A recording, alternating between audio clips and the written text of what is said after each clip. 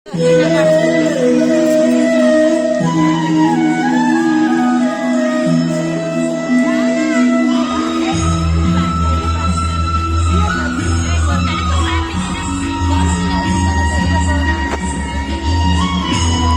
ಬರ್ಬೇಡಿ, ಗುಬೇರ್ ಅಷ್ಟಿಸ್ತಿದ್ದು.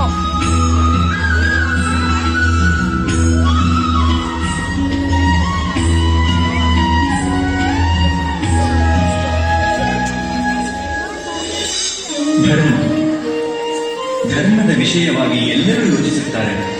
ಕೆಲವರು ತಮ್ಮದೇ ಧರ್ಮದ ಬಗ್ಗೆ, ಕೆಲವರು ಬೇರೆಯವರ ಧರ್ಮದ ಬಗ್ಗೆ. ಯಾರದೋ ಆ ಧರ್ಮದ ಬಗ್ಗೆ ಚರ್ಚೆಗಳು ಆಗುತ್ತಲೇ ಇರುತ್ತವೆ. ಈ ಜಗತ್ತಿನಲ್ಲಿ ಧರ್ಮದ ಬಗ್ಗೆ ಯೋಚನೆ ಮಾಡದವರು ಯಾರೊಬ್ಬರೂ ಇಲ್ಲ. ಆದರೆ ವಾಸ್ತವದಲ್ಲಿ ಧರ್ಮ ಎಂದರೇನು? ಯಾರಾದರೂ ಇದನ್ನು ತಿಳಿದಿದ್ದಾರೆ? ಯೋಚನೆ ಮಾಡಿ. ಎಲ್ಲಿ ಪ್ರೇಮವಿರುವುದೋ ಅಲ್ಲಿ ಸಂಘರ್ಷವೂ ಇರುವುದೇ?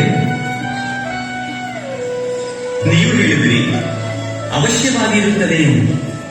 ಆದರೆ ನೀವು ಇನ್ನೂ ಸ್ವಲ್ಪ ಯೋಚಿಸಿದರೆ ನಿಮಗೇ ತಿಳಿಯುವುದು. ಯಾವ ಸಮಯದಲ್ಲಿ ಸಂಘರ್ಷವಾಗುವುದೋ ಆ ಸಮಯದಲ್ಲಿ ಪ್ರೇಮ ಮರೆತೇ ಹೋಗುವುದು. ಅನಂತರ ಆಸೆಗಳು ಹುಟ್ಟುತ್ತವೆ, ಅಹಂಕಾರ ಹುಟ್ಟುತ್ತದೆ, ಕ್ರೋಧ ಹುಟ್ಟುತ್ತದೆ. ಆದರೆ ಪ್ರೇಮ ಇಲ್ಲ, ಪ್ರೇಮ ಹುಟ್ಟುವುದಿಲ್ಲ.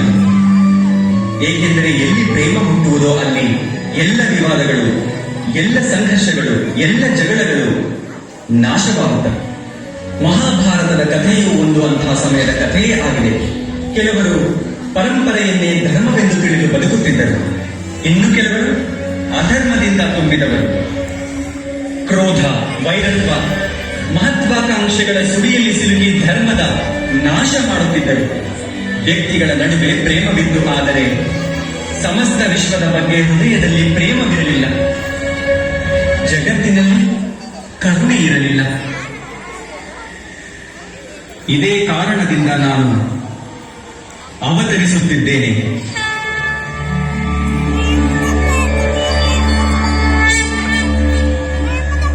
ಪರಿತ್ರಾಣಾಯ ಸಾಧೂನಾಂ, ಒಳ್ಳೆಯವರಿಗೆ ಮುಕ್ತಿ ದೊರಕಿಸಿಕೊಡಲು, ವಿನಾಶಾಯ ಚ ದುಷ್ಕೃತಾಂ, ಕೆಟ್ಟ ಕಾರ್ಯ ಮಾಡುವವರನ್ನು ನಾಶ ಮಾಡಲು, ಧರ್ಮ ಸಂಸ್ಥಾಪನಾರ್ಥಾಯ, ಧರ್ಮದ ಸ್ಥಾಪನೆಗಾಗಿ ನಾನು ವಾಸುದೇವ ಕೃಷ್ಣ ಪ್ರವೇಶ ಮಾಡುತ್ತಲಿದ್ದೇನೆ ಮಹಾಭಾರತದ ಈ ಕಥೆಯಲ್ಲಿ.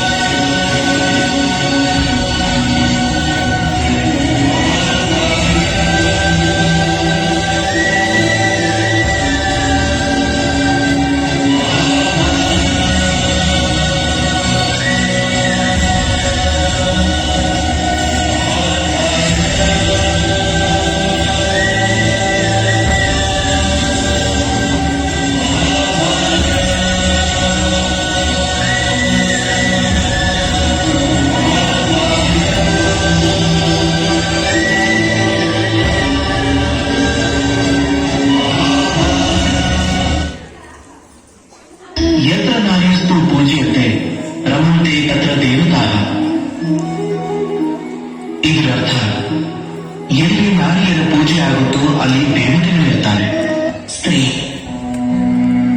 ಜನ್ಮದಿಂದ ಯಾರಿಗೋ ಮಗಳು, ಧರ್ಮದಿಂದ ಯಾರಿಗೋ ಹೆಂಡತಿ, ಹಾಗೆ ಕರ್ಮದಿಂದ ಯಾರಿಗೋ ತಾಯಿ. ಒಬ್ಬಳು ಹೆಣ್ಣಿಗೆ ನಮ್ಮ ಮನಸ್ಸಲ್ಲಿರೋದು ಇದೇ ಚಿತ್ರ ಅಲ್ವಾ? ನಮ್ಮ ಜೀವನದಲ್ಲಿ ಹೆಣ್ಣಿನ ಒಂದು ಅಸಾಮಾನ್ಯವಾದ ಯೋಗದಾನ ಇದೆ. ಹಾಗೆ ಹೆಣ್ಣಿಲ್ಲದೆ ನಾವೇನೂ ಇಲ್ಲ. ಆದ್ರೆ ಅಧಿಕಾರ, ಇದೇ ವಿಷಯದಲ್ಲಿ ನಾವು ತಪ್ಪು ಮಾಡೋದು. ಯಾವಾಗ ಒಂದು ಹೆಣ್ಣು ಮಗಳಾಗಿರ್ತಾಳೋ, ಯಾವಾಗ ಜನ್ಮ ಪಡಿತಾಳೋ, ಆಗ ಅವಳ ಮೇಲೆ ಅಧಿಕಾರ ಇರೋದು ತನ್ನ ತಂದೆಗೆ. ಅದಾದ ಮೇಲೆ ಯಾವಾಗ ಅವಳು ಮದುವೆ ಆಗುತ್ತೋ ಆಗ ಅವಳ ಅಸ್ತಿತ್ವದ ಮೇಲೆ ಅಧಿಕಾರ ಇರೋದು ತನ್ನ ಗಂಡನಿಗೆ. ಯಾವಾಗ ಅವಳು ತಾಯಿ ಆಗ್ತಾಳೋ ಆಗ ತನ್ನ ಸಮಸ್ತ ಜೀವನದ ಅಧಿಕಾರವನ್ನ ತನ್ನ ಮಕ್ಕಳಿಗೆ ಕೊಟ್ಬಿಡ್ತಾಳೆ. ಆದ್ರೆ ನಾವು ಯಾವಾಗಲಾದ್ರೂ ಯೋಚನೆ ಮಾಡಿದೀವ, ಈ ಜೀವನ ಹೆಣ್ಣಿನದ್ದು, ಅವಳು ಎಲ್ಲರನ್ನೂ ಉದ್ಧಾರ ಮಾಡ್ತಿದ್ದಾಳೆ. ಹೀಗಿರುವಾಗ ಅವಳ ಜೀವನದ ಅಧಿಕಾರನೂ ಅವಳ ಹತ್ರನೇ ಇರಬೇಕು ಅಲ್ಲ.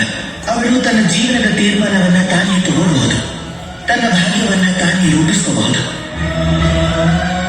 ಇದನ್ನ ಮಾಡೋದಕ್ಕೆ ನಾವು ನಮ್ಮನ್ನೇ ಬದಲಾಯಿಸ್ಕೋಬೇಕಾಗತ್ತೆ, ಚಿಂತನೆಗಳನ್ನ ಬದಲಾಯಿಸ್ಕೋಬೇಕಾಗತ್ತೆ. ಯಾಕೆ ಅಂದ್ರೆ ಈ ಚಿಂತನೆ ಇವತ್ತು ನಿನ್ನೆದಲ್ಲ, ಇದು ವರ್ಷಗಳಿಂದ ನಡ್ಕೊಂಡು ಬರ್ತಾನೆ ಇದೆ. ಹೀಗೆ ವರ್ಷಗಳ ತನಕ ನಡ್ಕೊಂಡು ಹೋಗುತ್ತೆ. ನಾವಾಗಿ ಇದನ್ನ ಬದಲಾಯಿಸಬೇಕು. ಇದನ್ನ ಯಾವಾಗ ಬದಲಾಯಿಸಬಹುದು ಅಂದ್ರೆ ಇವತ್ತೇ ನಮ್ಮಲ್ಲಿ ಪರಿವರ್ತನೆಯನ್ನ ತಂದ್ರೆ. ಇವತ್ತಿನ ನಂತರ, ಈ ಕ್ಷಣದ ನಂತರ ಯಾವುದೇ ಹೆಣ್ಣಿನ ಮೇಲೆ ವಿನಾಕಾರಣ ಅಧಿಕಾರ ಸ್ಥಾಪನೆ ಮಾಡೋದಕ್ಕೂ ಮೊದಲು 1000 ಸಲ ಯೋಚನೆ ಮಾಡಿ. ಯಾಕೆ ಅಂದ್ರೆ ಯಾವಾಗ ಹೆಣ್ಣು ತನ್ನ ಅಧಿಕಾರವನ್ನು ಕಿತ್ಕೊಳ್ಳೋದಕ್ಕೆ ಮುಂದಾಗ್ತಾಳೋ ಆಗ ಏನಿದ್ರು ಕೇವಲ ಮಹಾ ವಿನಾಶನೇ ಆಗುವುದು.